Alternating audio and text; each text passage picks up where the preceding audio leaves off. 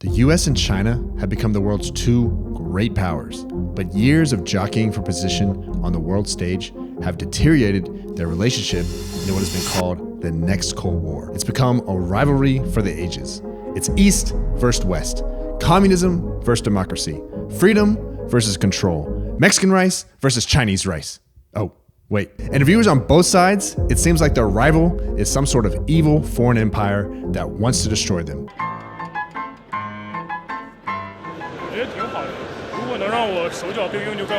But this couldn't be further from the truth. In this video, I'll show you why the American perspective of China is flawed, why the Chinese perspective of the US is flawed, and why both countries are a lot more similar than you think. The first way the United States and China are more similar than people think is in their political systems. The US perspective here dates back in the first Cold War with Russia. That was portrayed in the US as democracy versus communism. And ever since, communism has had an extremely negative connotation in the US, even though I doubt most Americans could even define what it is. The current Chinese form of communism is also actually quite different than the former Soviet Unions, which deviated from Marxist principles and allowed for a lot more greed and corruption at the top. But most Americans just think communism, bad. What they don't understand is that China is all about stability. This is a theme that's going to come up a lot today. We may not always agree with their methods, but a lot of what China does can be understood in these terms. The Chinese see one-party rule with the Chinese Communist Party, or CCP, in power as paramount to the long-term stability of the country. From their perspective, the US system of constantly shifting policy from the Democrats to the Republicans, where no one can plan ahead more than a couple years, and the two sides block each other from getting things done, results in a constant source of uncertainty about the future direction of the country. It is almost inconceivable that Biden would even think of running for re-election. That's why I'm running for re-election. The US sees democracy and the system of checks and balances as a way of ensuring the government always represents the will of the people, and no one can ever have enough power for long enough to really drive the country into the ground. There's some protests happening down outside the Capitol.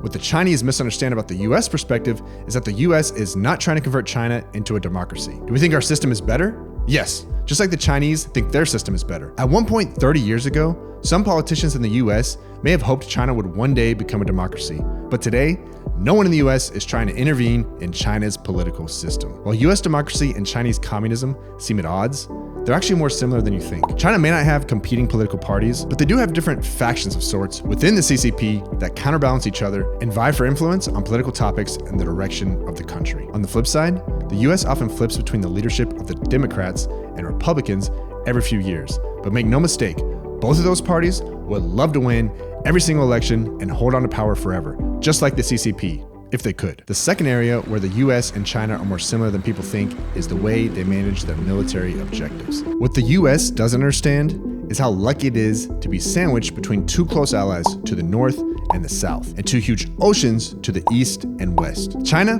doesn't have that luxury. They've got an ongoing border dispute with India, a history of border disputes with Russia, who has just shown the willingness to invade a neighbor. They're well within striking distance of a nuclear-armed psychopath leading North Korea. They've never gotten along with Japan. They're surrounded by danger. And remember, their number one priority is stability. They already have plenty of threats, so of course they don't like the idea of the world's number one military lurking around in their backyard. Do you think the US would tolerate Chinese aircraft carriers in the Gulf of Mexico? Not a chance. What the Chinese don't understand about the US perspective is that we have to be there. But there's not a chance in hell we'd ever attack China unprovoked. Through world wars and other treaties, the US has gained a significant amount of global influence and power by offering to protect our allies around the world from unwanted attacks. But the US is not the global hegemon that China thinks. Last time the USA took over new territory was almost 80 years ago. These are defensive positions.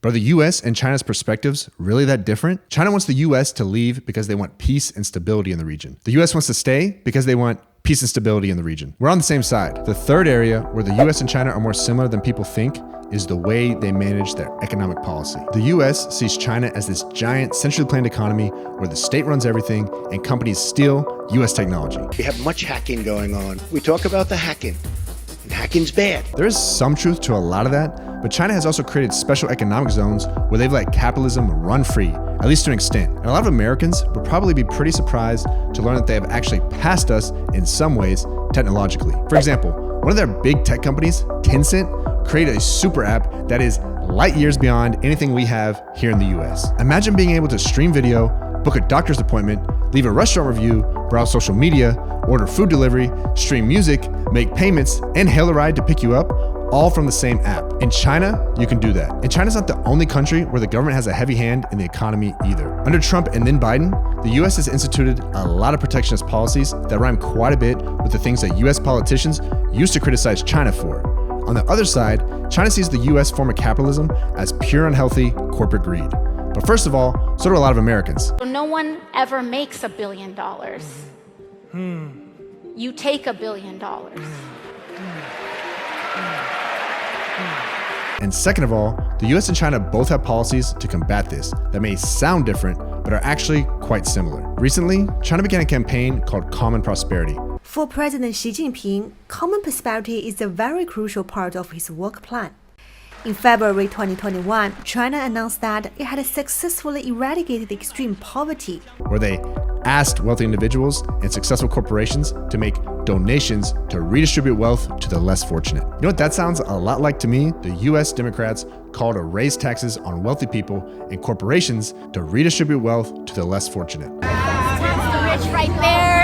There are plenty of ways that the US and China are different, but there are also plenty of ways that they're similar. And despite their differences, they've helped each other grow and gain prosperity for decades. The reality is, there's no one perfect way to run a country. Both systems can coexist. With the escalating amount of distrust, efforts to reduce reliance on each other, and biased negative media on both sides, it's hard to see a way out of the strategic competition. But a better understanding of each other's perspectives could be a good start. So what I'm asking is that if you've made it this far in the video and you've learned something or found it to be valuable, please share it with a friend or family member who has a negative opinion about either China or the US. Also, leave a comment below and let's get a dialogue going, because the better our countries can get along, the better off we'll all be. On social media, I give you what you want. In the link below, I give you what you need. Check it out.